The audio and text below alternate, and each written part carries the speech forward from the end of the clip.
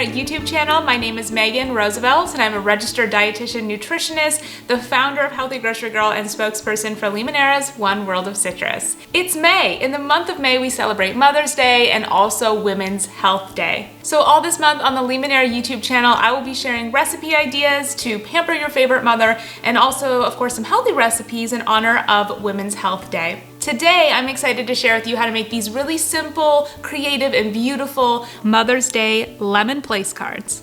These would be so perfect for a Mother's Day brunch or to put on a little tray for a Mother's Day breakfast in bed. So let's get started.